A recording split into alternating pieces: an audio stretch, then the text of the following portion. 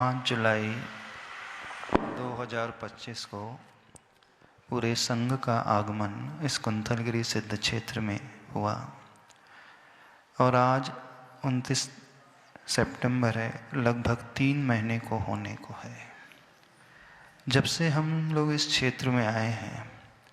यह क्षेत्र बड़ा शांति प्रिय क्षेत्र है, विशुद्धि वाला क्षेत्र है। परिणाम यहाँ आकर के निर्मल हो जाते हैं। यहाँ पर जितने भी श्रावक लोग रह रहे हैं बड़े अच्छे भावों से प्रभु की भक्ति धर्म लाभ करते हुए अपने कर्मों की निर्जरा कर रहे हैं। इस क्षेत्र में इस चतुर्मास में बड़े बड़े कार्यक्रम हुए। दशलक्षण धर्म में बहुत भव्य शिविर लगा जहाँ लगभग 600-700 लोग शिवरार्थी 10 दिन तक रहे और किसी भी प्रकार से ऐसी घटना सुनने को नहीं मिली, बल्कि आसपास के रहने वाले गांव वाले तो बहुत सेवाभावी गांव वाले हैं। यहाँ श्रावक भी बहुत सेवाभावी हैं। इतना ही नहीं, शनिवार रविवार को 13-14 तारीख को एक वर्कशॉप लगा था इंजीनियरिंग स्टूडेंट्स का, बॉयज़ का। 20-21 को ऐसे वर्कशॉप लगे थे। उसके अलावा भी प्राय हर वीकेंड में बड़े बड़े कार्यक्रम होते हैं।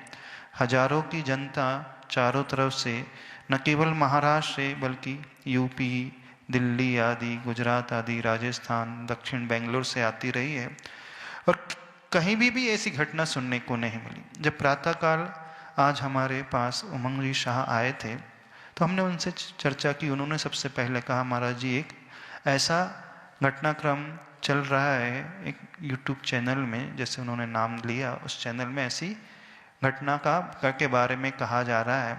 तो बोले हमने पुलिस स्टेशन में भी जाकर के इंक्वायरी की। यहाँ क्षेत्र के सीसीटीवी देखे। जब बस क्षेत्र में प्रवेश हुई थी उसी समय उस बस से वो सारे के सारे बैग निकल चुके थे।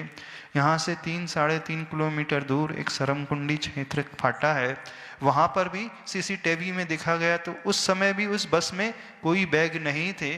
तो उन्होंने कहा, पुलिस वालों ने बताया, ये घटना कुंथलगिरी सिद्ध क्षेत्र में नहीं घटी, कुंथलगिरी प्रवेश करने के पूर्व हाईवे में घटी हुई घटना है।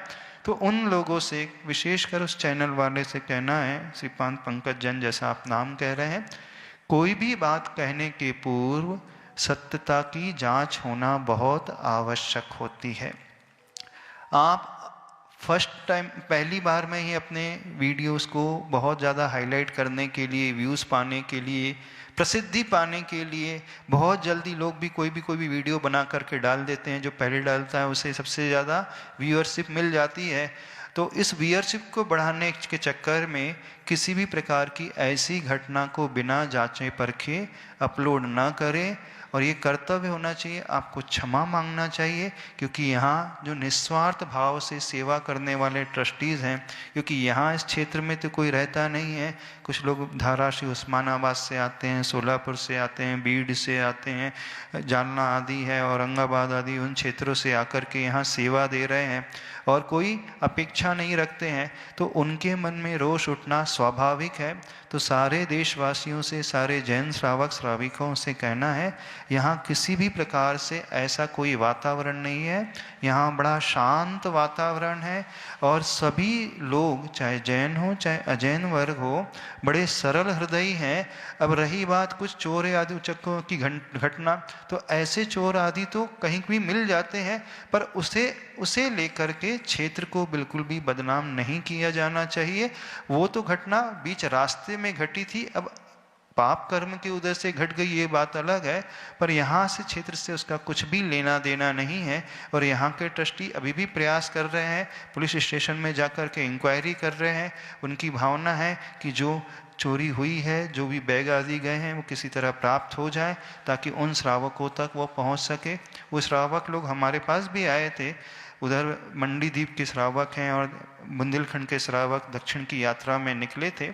उस समय तक हमें भी ये ज्ञात नहीं था। उनके जानने के बाद आज कल ये घटना पता चली कि ऐसा कुछ घट गया है और यहाँ रहने वाले श्रावकों को भी कुछ ज्ञात नहीं है। तो यहाँ ऐसा कुछ भी नहीं है, सब कुछ बड़ा अच्छा है, बड़े अच्छे भाव हैं और सब बड़े योग से मनोयोग से लगा करके धर्म ध्यान कर रहे हैं। तो मूल रूप से उन श्रावक वर्ग से, उस चैनल वालों से कहना है कि आप पहले यहाँ आकर के अथवा सही तरीके से पूर्ण जानकारी लीजिए।